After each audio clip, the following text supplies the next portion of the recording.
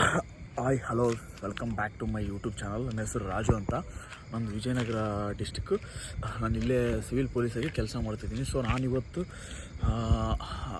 ರಾತ್ರಿ ಆಗಿದೆ. ಸೊ ನಾನಿವತ್ತು ವಿಡಿಯೋ ಮಾಡ್ತಿರೋ ಉದ್ದೇಶ, ಯಾರ್ಯಾರು ಲವ್ ಎಲ್ಲ ಮಾಡ್ತಿದ್ದೀರಾ ಮತ್ತು ಮಾಡಬೇಕಂತ ಅಂದ್ಕೊಂಡಿದ್ದೀರಾ, ಒನ್ ಸೈಡ್ ಆಗಿರ್ಬೋದು ಅಥವಾ ಟೂ ಸೈಡ್ ಆಗಿರ್ಬೋದು, ಲವ್ ಮಾಡ್ತಿದ್ದೀರಾ ಮತ್ತು ಮಾಡಬೇಕಂತ ಅಂದ್ಕೊಂಡಿದ್ದೀರಾ ಮತ್ತು ಯಾರ ಮೇಲಾದರೂ ಒಂದು ಟ್ರೂ ಫೀಲಿಂಗ್ ಬರ್ತಿದೆ ಅಂತ ಅನ್ನಿಸ್ತಿದೆ, ಅವರೆಲ್ಲ ಈ ವಿಡಿಯೋನ ಖಂಡಿತವಾಗ್ಲೂ ನೋಡಿರಿ. ಯಾಕಂದರೆ ನನಗೆ ಅನಿಸೋ ಒಂದು ಇದನ್ನು ನನಗೆ ಅನಿಸಿದ್ದು ಮತ್ತು ಯಾರು ಈ ಥರ ಅವ್ರ ಲೈಫ್ನ ಹಾಳು ಮಾಡ್ಕೋಬಾರ್ದು ಅಂತ ಹೇಳ್ತಿದ್ದೀನಿ. ಸೊ ನನಗೆ ಆಗಿರೋವಂಥ ಒಂದು ಎಕ್ಸ್ಪೀರಿಯನ್ಸನ್ನ ಅಂತ ಆದರೂ ಅಂದ್ಕೊಳ್ಳಿ ಅಥವಾ ಒಂದು ಅನುಭವ ಅಂತನಾದರೂ ಅಂದ್ಕೊಳ್ಳಿ. ಒಟ್ಟು ನನಗೆ ಆಗಿರೋ ಒಂದಿದು ಮತ್ತು ನಮ್ಮ ಫ್ರೆಂಡ್ಸ್ ಸರ್ಕಲಲ್ಲೆಲ್ಲ ನಾನು ನೋಡಿರೋ ಒಂದಿದ್ರ ಆಧಾರದ ಮೇಲೆ ಹೇಳ್ತಿದ್ದೀನಿ.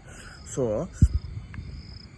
ಫಸ್ಟ್ ಆಫ್ ಆಲ್, ಈ ಜನ್ರೇಷನಲ್ಲಿ ನಿಜವಾಗ್ಲೂ ಅಂದರೂ ಪ್ರೀತಿ ಇದೆನಾ, ಅಥವಾ ನಿಜವಾಗ್ಲೂ ಪ್ರೀತಿ ಮಾಡ್ತಾರಾ, ಅಥವಾ ಪ್ರೀತಿ ಮಾಡಿದರೆ ಅದು ಯಾವ ಕಾರಣಕ್ಕಾಗಿರುತ್ತೆ ಅಂತ ನಾನು ಹೇಳ್ತೀನಿ. ಅಂದರೆ ಸೊ ಫಸ್ಟು ನಾನು ಓಪನ್ ಅಪ್ ಆಗೇ ಮಾತಾಡ್ತೀನಿ. ಸೊ ಯಾರು ಈ ವಿಡಿಯೋನ ಸ್ಕಿಪ್ ಮಾಡಿದಿರ, ಬೇಕಿದ್ರೆ ಸ್ಪೀಡಾಗಿ ಇಟ್ಕೊಂಡಾಗಲಿ ನೋಡಿ, ಒಟ್ಟು ಕಂಪ್ಲೀಟಾಗಿ ನೋಡಿ. ಸೊ ಏನೇನೋ ಅನ್ವಾಂಟೆಡ್ ಎಲ್ಲ ನೋಡ್ತಿರ್ತಾರೆ, ಬಟ್ ಈ ಥರ ನೋಡಿ. ಸೊ ಈ ಜನ್ರೇಷನ್ ಹುಡುಗರಿಗೆ ಬೇಕಾಗಿರೋದು, ಮತ್ತು ನಾನು ಕೂಡ ಇದೇ ಜನ್ರೇಷನ್ ಆಗಿರೋದ್ರಿಂದ ಮತ್ತೆ ಓಪನ್ ಅಪ್ ಆಗಿ ಹೇಳ್ತೀನಿ. ಸೊ ಯಾರ್ಯಾರೆಲ್ಲ ಲವ್ ಮಾಡ್ತಿದ್ದೀರಲ್ಲ, ಸೊ ಈಗ ಟ್ರೂ ಲವ್ ಇದೇನಾ? ಖಂಡಿತ ಒಂದು 99% ಯಾರು ಟ್ರೂ ಲವ್ ಇಲ್ಲ. ಸೊ ನೀನು ಒಂದು ಹುಡುಗಿ ನೀನು ಲವ್ ಮಾಡ್ತಿದ್ದೆ ಅಂದರೆ ಅವಳಿಗೆ ನಿನಗಿಂತ ಬೇರೆ ಆಪ್ಷನ್ ಸಿಕ್ಕಿಲ್ಲ ಅಂತ ಇಲ್ಲ, ನಿನ್ನ ಹತ್ರ ಒಂದು ನಿನ್ನ ಫ್ಯಾಮಿಲಿ ಬ್ಯಾಕ್ಗ್ರೌಂಡು ಅಥವಾ ನಿನ್ನ ಪೊಸಿಷನ್ನು ಅಥವಾ ಏನೋ ಒಂದು ಅವಳಿಗೆ ಬೇಕಾಗಿರ್ತಕ್ಕಂಥ ಕ್ವಾಲಿಟೀಸ್ ನಿನ್ನಲ್ಲಿದೆಯಾ, ಅದು ಒಂದೇ ಮಾತ್ರ ಆಗಿರ್ತೈತಿ. ಸೊ ಮತ್ತು ಹುಡುಗಿಗೂ ಕೂಡ ಹೇಳೋದು, ಒಂದು ಹುಡುಗ ನೀನು ಲವ್ ಮಾಡ್ತಿದ್ದಾನಂತಂದರೆ 99%, 1% ಟ್ರೂ ಆಗಿ ಲವ್ ಮಾಡಿರೋರು ಇದ್ದಾರೆ. ಸುಮ್ಮನೆ ನಾನು ಹೇಳ್ತಿರೋದು ಅವರಿಗಲ್ಲ. ಇನ್ನು 99% ಏನಿದ್ದಾರಲ್ಲ, ಸುಮ್ಮನೆ ನಿಮ್ಮ ಏನೋ ಒಂದು ಟೈಮ್ ಪಾಸ್ಗೋಸ್ಕರನೋ ಅಥವಾ ಏನೋ ನಿಮ್ಗೊಂದು ಸಮಯ ಕಳೆಯೋಕ್ಕೋಸ್ಕರನೋ ಅಥವಾ ಎಲ್ಲರೂ ಮಾಡ್ತಿದ್ದಾರಂತ ನೀವು ಮಾಡ್ಕೊಳಕ್ಕೋ ಅಥವಾ ಏನೋ ನಿಮ್ಮದು ತೀಟೆ ತೀರಿಸ್ಕೊಳ್ಳೋಕ್ಕೋಸ್ಕರ ಮಾಡ್ತಿರ್ತಾರಲ್ಲ, ಸೊ ಅವ್ರಿಗೆ ಹೇಳ್ತಿದ್ದೀನಿ ಆ ಥರ ಮಾಡೋರಿಗೆ. ಸೊ ಒಂದು ಹುಡುಗಿ ನಿನ್ನ ಲವ್ ಮಾಡ್ತಿದ್ದಾಳೆ ಅಂದರೆ ನಾನು ಹೇಳ್ತಿದ್ದೀನಿ 99% ನಿನ್ನಲ್ಲಿ ಅವಳಿಗೆ ಇಷ್ಟ ಆಗಿರ್ತಕ್ಕಂಥ ಕ್ವಾಲಿಟೀಸ್ ಇರುತ್ತೆ ಮತ್ತು ನಿನಗಿಂತ ಬೆಟರ್ ಆಪ್ಷನ್ಸ್ ಅವಳಿಗೆ ಸಿಕ್ಕಿರಲ್ಲ. ಇದೇ ಮೇನ್ ರೀಸನ್ ಆಗಿರುತ್ತೆ. ಸೊ ಇದನ್ನು ಗಮನದಲ್ಲಿಟ್ಕೊಳ್ಳಿ. ಮತ್ತು ಇದೇ ಥರ ಹುಡುಗಿರು ಕೂಡ ನೆನ್ಪಿಟ್ಕೊಳ್ಳೋದು ಏನಂತಂದರೆ, ಯಾವುದಾದ್ರೂ ಒಂದು ಹುಡುಗ ನೀನು ಲವ್ ಮಾಡ್ತಿದ್ದಾನೆ ಅಂದರೆ, ನಾನು ಓಪನ್ ಅಪ್ ಆಗಿ ಹೇಳ್ತೀನಿ, ಆಲ್ಮೋಸ್ಟ್ 99% ಹುಡುಗರೆಲ್ಲ ಟ್ರೂ ಆಗೇ ಲವ್ ಮಾಡ್ತಾರೆ.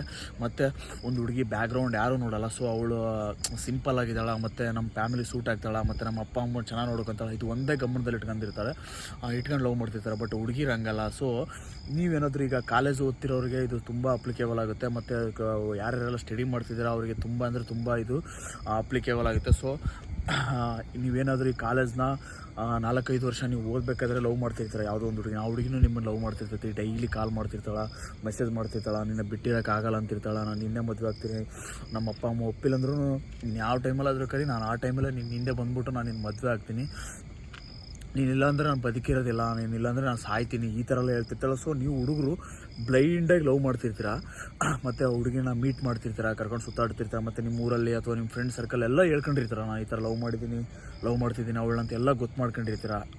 ಅವಳು ಹಂಗೆ ಲವ್ ಮಾಡ್ತಿರ್ತಾಳೆ. ನೆಕ್ಸ್ಟ್ ನಿಮ್ಮ ಕಾಲೇಜೆಲ್ಲ ಮುಗಿಯುತ್ತೆ ಅಂದರೆ ನಿಮ್ಮ ಸ್ಟಡೀಸ್ ಎಲ್ಲ ಮುಗಿಯುತ್ತೆ. ನಿಮ್ದು ಏನಾದರೂ ನೀವು ಆ ಲವ್ ಎಲ್ಲ ಮಾಡ್ಕೊತ ನೀವೇನಾದ್ರು ಸ್ಟಡೀಸ್ನ ಕಾನ್ಸಂಟ್ರೇಷನ್ ಮಾಡಲಾರ್ದಂಗೆ ಏನಾದರೂ ಸ್ಟಡೀಸ್ನೆಲ್ಲ ಕಂಪ್ಲೀಟ್ ಮಾಡಿದರೆ, ಸಪೋಸ್ ನೀವೇನಾದರೂ ಸೆಟಲ್ ಆಗಿಲ್ಲ ಅಂತಂದಿದ್ರೆ ನೆಕ್ಸ್ಟ್ ಒಂದು ವರ್ಷದಲ್ಲೇ ಆ ಹುಡುಗಿ ನಿಮ್ಮ ಮೇಲೆ ಇರೋ ಇಂಟ್ರೆಸ್ಟ್ನ ಕಳ್ಕೊಳಕ್ಕೆ ಸ್ಟಾರ್ಟ್ ಮಾಡ್ತಾಳೆ. ಸೊ ಯಾರು ನಿಮಗಿಂತ ಬೆಟರಾಗಿ ಕಾಣಿಸ್ತಾನೋ, ಯಾರು ಚೆನ್ನಾಗಿ ಸ್ಟಡಿ ಮಾಡಿಬಿಟ್ಟು ಯಾವುದೋ ಒಂದು ಇದರಲ್ಲಿ ಪೊಸಿಷನಲ್ಲಿ ಇರ್ತಾನೋ ಮತ್ತು ಅವನು ಲೈಫ್ನ ಸೆಟಲ್ ಮಾಡ್ಕೊಂಡಿರ್ತಾನೋ ಅವ್ರ ಕಡೆಗೆ ಇಂಟ್ರೆಸ್ಟ್ ಬರ್ತಾ ಹೋಗುತ್ತೆ. ಸೊ ನೀನು ಅವಾಗ ಬೋರಿಂಗ್ ಆಗ್ತಾ ಹೋಗ್ತೀಯಾ, ಅವಾಗ ನಿನ್ನ ಮೇಲಿರೋ ಇಂಟ್ರೆಸ್ಟ್ನ ಆಟೋಮೆಟಿಕ್ಲಿ ಅವ್ರು ಕಳ್ಕೊತಾಳೆ. ಆಮೇಲೆ ನೀನು ನೀನು ಆಡೋ ಮಾತು ಮತ್ತು ನೀನು ಮಾಡೋ ಕೆಲಸ ಎಲ್ಲ ಅವಳಿಗೆ ಒಂಥರ ಇರಿಟೇಷನ್ ಆಗ್ಲಿಕ್ಕೆ ಸ್ಟಾರ್ಟ್ ಆಗ್ತೈತಿ ಅವಾಗ. ಸೊ ಆಮೇಲೆ ಅವಳು ನಿನ್ನ ಯಾವುದೋ ಒಂದು ಕಾರಣ ಹೇಳ್ಬಿಟ್ಟು ನಿನ್ನ ಹತ್ರ ಬ್ರೇಕಪ್ ಮಾಡ್ಕೊತಾಳೆ. ಸೊ ಅವಳು ಬ್ರೇಕಪ್ ಮಾಡ್ಕೊಂಡು ಆದಮೇಲೆ ನೀನು ಮತ್ತೆ ಹೋಗ್ಬಿಟ್ಟು ಕಾಲೇಜ್ನ ಚೆನ್ನಾಗಿ ಓದ್ಬಿಟ್ಟು ಒಂದು ಒಳ್ಳೆ ಪೊಸಿಷನಿಗೂ ಹೋಗೋಕ್ಕಾಗಲ್ಲ. ಯಾಕಂದರೆ ಆಲ್ರೆಡಿ ನೀನು ಸಮಯ ಮುಗಿದೋಗಿರ್ತೈತಿ, ನಿನಗೆ ಏಜ್ ಆಗಿರ್ತೈತಿ, ನಿಮ್ಮ ಅಪ್ಪ ಅಮ್ಮಗೆ ಏಜ್ ಆಗಿರ್ತೈತಿ. ನೀವು ಅನ್ಕೊಂತೀರ ತಂದೆ ತಾಯಿ ಏಜು ಅಂದರೆ ಅವ್ರು ಕೆಲಸ ಮಾಡೋ ವಯಸ್ಸು ಮುಗಿಯೋದು ಯಾವಾಗ? ಈಗ ಯಾವುದೋ ಒಂದು ಗೌರ್ಮೆಂಟ್ ಸರ್ವೀಸಲ್ಲಿದ್ದಾರೆ ಅಂತಂದರೆ ಅವರು ಗೌರ್ಮೆಂಟ್ ಸರ್ವೀಸಲ್ಲಿದ್ದಾರೆ ಅಂತಂದರೆ ಅವರು ರಿಟೈರ್ಡ್ ಆಗ್ತಾರೆ. ಒಂದು ಏಜು ಒಂದು ನಿಗದಿ ಮಾಡಿರ್ತಾರೆ ಅಂದರೆ 60 ವರ್ಷ 62 ವರ್ಷ ಅಂತ. ಬಟ್ ಇನ್ನು ಮಿಕ್ಕಿದವರೆಲ್ಲ ಈಗ ಹೊಲದಲ್ಲಿ ಕೆಲಸ ಮಾಡೋರು ಅಥವಾ ರೈತರು ಇಲ್ಲ ಯಾವುದೋ ಒಂದು ಬಿಸ್ನೆಸ್ ಮಾಡೋರು ಇವ್ರದ್ದೆಲ್ಲ ಏಜು ಎಕ್ಸ್ಪೀರಿಯನ್ಸ್ ಆಗಲ್ಲ. ಅಂದರೆ ಇವ್ರದ್ದೆಲ್ಲ ಏನೂ ರಿಟೈರ್ಡ್ ಆಗಲ್ಲ. ಬಟ್ ಅವ್ರದ್ದು ರಿಟೈರ್ಡ್ ಆಗೋ ಏಜ್ ಯಾವುದು ಗೊತ್ತಾ? ಯಾವಾಗ ನೀವು ಕೆಲಸ ಮಾಡಿಕೊಂಡು ನಿಮ್ಮ ಕಾಲ ಮೇಲೆ ನೀವು ನಿಂತ್ಕೊಂಡು ಅವ್ರು ನೋಡ್ಕೊತೀರಲ್ಲ, ಅವಾಗ ಅವ್ರಿಗೆ ರಿಟೈರ್ಮೆಂಟ್ ಏಜ್ ಆಗುತ್ತೆ. ಸೊ ಅಲ್ಲಿವರೆಗೂ ಅವ್ರಿಗೆ ರಿಟೈರ್ಮೆಂಟ್ ಏಜ್ ಆಗಲ್ಲ. ಅಂದರೆ ಅವರು ಕೆಲಸ ಮಾಡೋದನ್ನ ನಿಲ್ಲಿಸೋದು ನಿಮ್ಮ ಕೈಯಲ್ಲಿರುತ್ತೆ ಅಂತ ನಾನು ಹೇಳ್ತೀನಿ. ಸೊ ಹಂಗಾಗಿ ನೀವು ಫಸ್ಟ್ ನಿಮ್ಮದು ಲವ್ ಮಾಡ್ತಿದ್ರಾ ಮಾಡಿ, ಎಲ್ಲರೂ ಒಂದು ಏನೋ ಅದು ನಿಮ್ಮದು ಫೀಲಿಂಗ್ಸ್ ಇದ್ದರೆ ಮಾಡಿ. ಬಟ್ ಟ್ರೂ ಆಗಿ ಮಾಡೋರಿದ್ದರೆ ತುಂಬ ಟ್ರೂ ಆಗಿ ಮಾಡಿ. ಮತ್ತು ಎಲ್ಲ ಹುಡುಗರು ಅಪ್ಲಿಕೇಬಲ್. ಕೆಲವೊಂದು ಹುಡುಗಿರು ನೀನು ಸೆಟಲ್ ಆಗೋವರೆಗೂ ನೀನು ಹಿಂದೆನೇ ಇರ್ತಾಳೆ. ಅಥವಾ ಇನ್ನೂ ಕೆಲವೊಂದು ನಮ್ಮ ಫ್ರೆಂಡ್ಸ್ ಸರ್ಕಲೆಲ್ಲ ನೋಡಿದ್ದೀನಿ, ಅವನು ಯಾವ ಕೆಲಸನಿಲ್ಲ ಅಂದ್ಬಿಟ್ರೆ ಆ ಹುಡುಗಿರೇ ಕೆಲಸ ಮಾಡಿಕೊಂಡು ಮನೇಲಿ ಎಂತೆಂಥ ಒಳ್ಳೆ ಪೊಸಿಷನ್ ಇರೋ ಹುಡುಗರು ತೋರಿಸಿದ್ರು ಅವ್ರನ್ನೇ ಮದುವೆ ಆಗಲಾರ್ದಂಗೆ ಅದೇ ಲವ್ ಮಾಡಿರೋ ಹುಡುಗನ್ನೇ ಇಷ್ಟಪಟ್ಬಿಟ್ಟು ಮದುವೆ ಆಗಿರ್ತಾರೆ. ಬಟ್ ಮೋಸ್ಟ್ ಆಫ್ ಹುಡುಗಿರು ಸೆಟಲ್ ಆಗಿರೋ ಹುಡುಗರನ್ನೇ ಹುಡುಕಾಡ್ತಿರ್ತಾರೆ. ಸೊ ಹಂಗಾಗ್ಬಿಟ್ಟು ಯೂತ್ಸಿಗೆ ನಾನು ಹೇಳೋದೇನಂತಂದರೆ, ಕಾಲೇಜ್ ಓದೋ ಹುಡುಗರಿಗೆ ನಾನು ಹೇಳೋದೇನಂತಂದರೆ, ಫಸ್ಟ್ ನೀವು ನಿಮ್ದು ಏನಾದರೂ ಒಂದು ಗೋಲ್ ಇರುತ್ತೆ. ಅಂದರೆ ನಾನು ಈ ಥರ ಚೆನ್ನಾಗಿ ಓದ್ಬಿಟ್ಟು ಒಂದು ಈ ಥರ ಯಾವುದೋ ಒಂದು ಗೌರ್ಮೆಂಟ್ ಕೆಲಸ ತಗೊಳೋದಾಗಿರ್ಬೋದು, ಅಥವಾ ಯಾವುದೋ ಒಂದು ಬಿಸ್ನೆಸ್ಸಲ್ಲಿ ಕ್ಲಿಕ್ ಆಗೋದಿರ್ಬೋದು, ಅಥವಾ ನೀವೇನೇನು ಅನ್ಕೊಂಡಿರ್ತೀರ ಅದು, ಅಥವಾ ಫಾರ್ಮಿಂಗ್ ಮಾಡೋದ್ರಾಗಿರ್ಬೋದು, ಅಥವಾ ನಿಮ್ದು ಏನೋ ಒಂದು ಏಮ್ ಇರುತ್ತೆ.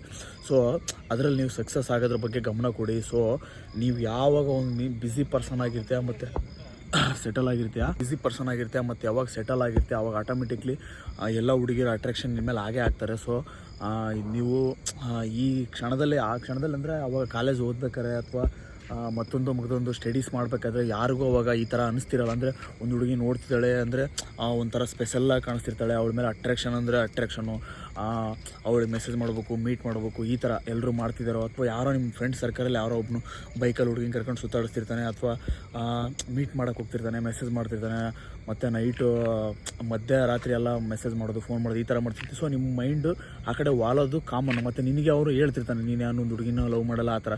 ಅದನ್ನೇನಾದರೂ ನೀವು ತಲೆಗೆ ಹಾಕೊಂಡು ಏನಾದರೂ ಲವ್ ಮಾಡಿದರೆ, ನಿಜವಾಗ್ಲೂ ನೀವು ಓದಬೇಕಾದ್ರೆ ನಿಮ್ದು ಏನಾದರೂ ನೀವು ಸೆಟಲ್ ಆಗಿಲ್ಲ ಅಂದರೆ ಖಂಡಿತ ನಾನು ಹೇಳ್ತೀನಿ, ಬೇಕಿದ್ರೆ ನೀವು ಆ ಥರ ಆಗಿಲ್ಲ ಅಂದರೆ ನೋಡಿ, ಬೇಕಿದ್ರೆ ಒಂದು ದಿವಸ ನೀವು ಎಕ್ಸ್ಪೀರಿಯನ್ಸ್ ಆಗೇ ಆಗುತ್ತೆ. ನೀವು ಸೆಟಲ್ ಆಗಿಲ್ಲ ಅಂದ್ಬಿಟ್ರೆ ನಿಮ್ಮ ಕಣ್ಣು ಮುಂದೆನೇ ಇನ್ನೊಬ್ಬನ ಯಾರೋ ಸೆಟಲ್ ಆಗಿರೋನ್ನ ಆಗ್ಬಿಟ್ಟು ನಿನ್ನ ಒಂಥರ ಕಾಲು ಕಸದಕ್ಕಿಂತ ಕೀಳಾಗಿ ನೋಡ್ಬಿಟ್ಟು ಹೋಗ್ತಾರೆ. ಸೊ ಹಂಗಾಗಿ ನಾನು ಹೇಳ್ತಿರೋದೇನಂತಂದರೆ, ಫಸ್ಟ್ ನಿಮ್ಮ ಲೈಫ್ನ ನೀವು ಸೆಟಲ್ ಮಾಡ್ಕೊಳ್ಳೋದ್ರ ಬಗ್ಗೆ ಗಮನ ಕೊಡಿ. ಆಟೋಮೆಟಿಕ್ಲಿ ಆಮೇಲೆ ಚೆನ್ನಾಗಿರೋ ಹುಡುಗಿರು ನಿಮ್ಮ ಹಿಂದೆ ಬಂದೇ ಬರ್ತಾರೆ. ಇದಕ್ಕೆ ನಾನು ಹೇಳ್ತಿರೋದು ಕೆಲವೊಬ್ಬರಿಗೆ ಇದು ಒಂಥರ ತಪ್ಪು ಅನಿಸ್ಬೋದೇನೋ. ಅಂದರೆ ಯಾರಾದರೂ ಹುಡುಗಿರು ನೋಡ್ತಿದ್ರೆ, ಬಟ್ ನಾನು ಸ್ಟಾರ್ಟಿಂಗಲ್ಲೇ ಹೇಳಿದ್ದೀನಿ, ಇದು ಎಲ್ಲ ಹುಡುಗಿರಿಗಲ್ಲ. ಯಾವ ಹುಡುಗಿರು ಟೈಮ್ ಪಾಸ್ಗೋಸ್ಕರ ಮಾಡ್ತಿದ್ದೀರಾ, ಅವನಿಂದ ಏನೋ ಒಂದು ಇನ್ಕಮ್ ಇದೆ ಅಥವಾ ಅವನಿಂದ ಏನೋ ಒಂದು ನಿಮಗೆ ಬೇಕಾಗಿರೋದಿದೆ ಅಂತ ಯಾರು ಮಾಡ್ತಿರ್ತೀರಲ್ಲ ಅವರಿಗಿದು. ಸೊ ಇನ್ನು ಕೆಲವೊಂದು ಹುಡುಗಿರಿದ್ದಾರೆ ತುಂಬ ಅವ್ರು ನೋಡಿದರೆ ಒಂಥರ ಕೈ ಎತ್ತಿ ಮುಗಿಬೇಕು ಅನ್ನೋವಷ್ಟು ಗೌರವ ಬರುತ್ತೆ. ಸೊ ಆ ಥರ ಹುಡುಗಿರು ಇದ್ದಾರೆ. ಹಂಗಾಗಿ ಆ ಥರ ಹುಡುಗಿರು ಸಿಕ್ಕರೆ ಖಂಡಿತ ಲವ್ ಮಾಡಿ. ನಿಮ್ಮ ಫ್ಯಾಮಿಲಿ ಅವ್ರ ಫ್ಯಾಮಿಲಿಯಲ್ಲೆಲ್ಲ ಅಪೋಸ್ ಮಾಡಿದ್ರು ಒಪ್ಪಿಸ್ಬಿಟ್ಟು ಮದುವೆ ಆಗೋಕ್ಕೆ ಟ್ರೈ ಮಾಡಿ. ಬಟ್ ಏನಂದರೆ ಫಸ್ಟು ಓದ್ಬಿಟ್ಟು ಸೆಲೆಕ್ಟ್ ಆಗೋದ್ರ ಬಗ್ಗೆ, ಓದ್ಬಿಟ್ಟು ನೀವು ಒಂದು ಲೈಫಲ್ಲಿ ಅಚೀವ್ ಮಾಡೋದ್ರ ಬಗ್ಗೆ ಯೋಚನೆ ಮಾಡಿರಿ ಅಂತ ಹೇಳ್ತೀನಿ. ಈ ವಿಡಿಯೋ ಇಷ್ಟ ಆಗಿದ್ದರೆ ಶೇರ್ ಮಾಡಿ, ಲೈಕ್ ಮಾಡಿ, ಮತ್ತು ಸಬ್ಸ್ಕ್ರೈಬ್ ಮಾಡಿ. ಯಾಕೆಂತಂದರೆ ಇದರಲ್ಲಿ ಒಂದು 500 ಜನ ಸಬ್ಸ್ಕ್ರೈಬ್ ಮಾಡಿದರೆ ಲೈವ್ ಬರ್ಬೋದು. ಮತ್ತು ಆ ಥರ ಲೈವ್ ಬಂದರೆ ನಾನು ಈಗ ನೋಟಿಫಿಕೇಷನ್ ಏನಾಗುತ್ತಲ್ಲ ಅದ್ರ ಬಗ್ಗೆ ಹೇಳ್ಬೇಕು, ಮತ್ತು ನನಗೆ ಗೊತ್ತಿರೋದನ್ನ ಹೇಳ್ಬೇಕು ಅಂತ ಅಂದ್ಕೊಂಡಿದ್ದೀನಿ. ಲೈವಲ್ಲೆಲ್ಲ ಬಂದ್ಬಿಟ್ಟು ನೀವೇನಾದರೂ ಕೇಳಿದರೆ ಅದಕ್ಕೆ ನಾನು ರಿಪ್ಲೈ ಮಾಡ್ಬೋದು ಅಂದ್ಕೊಂಡಿದ್ದೀನಿ. ಬಟ್ ಲೈವ್ ಬರೋಕ್ಕೆ ಆಪ್ಷನ್ಸ್ ಇಲ್ಲ. ಯಾಕಂತಂದರೆ ಯೂಟ್ಯೂಬಲ್ಲಿ ಲೈವ್ ಬರ್ಬೇಕಂತಂದರೆ ಮಿನಿಮಮ್ ಸಬ್ಸ್ಕ್ರೈಬರು 500 ಜನ ಇರಬೇಕು. ಸೊ ಹಂಗಾಗಿಬಿಟ್ಟು ಯಾರೆಲ್ಲ ಈ ವಿಡಿಯೋ ನೋಡ್ತಿದ್ದೀರಾ ಸಬ್ಸ್ಕ್ರೈಬ್ ಮಾಡಂತ ಹೇಳ್ತೀನಿ. Thank you so much for watching this video. ಮತ್ತು ನೆಕ್ಸ್ಟ್ ಇನ್ನೊಂದು ಯಾವುದಾದ್ರೂ ವೀಡಿಯೋದಲ್ಲಿ ಬರ್ತೀನಿ. ಸೊ ಮತ್ತೆ ನೆಕ್ಸ್ಟ್ ನೋಟಿಫಿಕೇಷನ್ ಬಗ್ಗೆ, ಮತ್ತು ನೀವು ಓದೋದ್ರ ಬಗ್ಗೆ, ಅಥವಾ ನಿಮ್ಮ ಲೈಫಲ್ಲಿ ಏನೋ ಒಂದು ಯೂಸ್ ಆಗೋ ಥರ ಒಂದು ವೀಡಿಯೋ ಮಾಡೋದ್ರ ಮೂಲಕ ನೆಕ್ಸ್ಟ್ ವೀಡಿಯೋದಲ್ಲಿ ಬರ್ತೀನಿ. ಬಾಯ್.